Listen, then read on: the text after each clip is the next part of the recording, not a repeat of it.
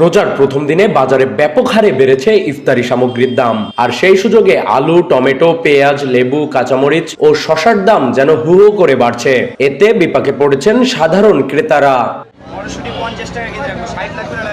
রোজার মাস এলেই ঘরে ঘরে শুরু হয় ইফতারি প্রস্তুতির ব্যস্ততা। ছোলা, বেগুনি, পেঁয়াজু, হালিম, প্রতিটি টেবিলেই থাকে নানা রকমের আয়োজন। তবে এই বাড়তি চাহিদার প্রভাব পড়েছে বাজারে। কাঁচামালের দাম বেড়ে যাওয়ায় ভোক্তারা পড়েছেন চাপে। যশোরের বড় বাজার ঘুরে দেখা গেছে আলুর দাম মধ্যবিত্তের নাগালের মধ্যে থাকলেও কেজি প্রতি পেঁয়াজ বিক্রি হচ্ছে 60 টাকা, টমেটো 40 টাকা, লেবু পিচ প্রতি বিক্রি হচ্ছে 10 টাকা, কাঁচামরিচ 120 টাকা ও শসার দামও বেড়ে 120 টাকাতে দাঁড়িয়েছে। ব্যবসায়ীরা বলছেন রোজা আসলেই চাহিদা বাড়ে, চাহিদার তুলনায় কাঁচামালের আমদানি কম। পাইকারি বাজারে দাম বাড়লে আমাদেরও বাড়াতে হচ্ছে। দাম আগের থেকে একটু বেশি। এই তো বেগুনটার দাম, শসা, টমাটো, ফুলকপির দাম একটু বেশি, আর সবকিছু দাম আগের মতোই আছে, খালি এগুলোর দামই বেশি। রোজার ইফতারির যা লাগে তাই দাম বেশি। যে শসা 120 টাকা কেজি। পাবলিক কিনে কিনে দাম বাড়াচ্ছে, এমনি কোনো মালের দাম বাড়েনি। আমদানি কম, এই জন্যই দাম বেশি।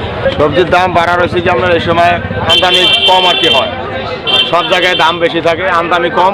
এদিকে ক্রেতাদের অভিযোগ ভিন্ন। তাদের দাবি কিছু অসাধু ব্যবসায়ী সুযোগ নিয়ে কৃত্রিম সংকট তৈরি করছে। তবে বাজারের দাম নিয়ন্ত্রণে প্রশাসনকে বাজার তদারকির ওপর গুরুত্ব দিতে হবে। আব্বুর সাথে তো আমি প্রায় আসি বাজারে, আজকে আসলাম তো দেখি অন্যান্য দিনের থেকে আজকে অনেক বেশি দাম। লেবু পার পিস 15 টাকা 20 টাকা করে চাচ্ছে এক একটা দোকানদার। এমন করে হইলে মানুষ কিভাবে খাবে? বাজার দর আগের থেকে অনেক বেশি, প্রতিটা মালে 10 টাকা 20 টাকা করে কেজিতে দাম বেশি।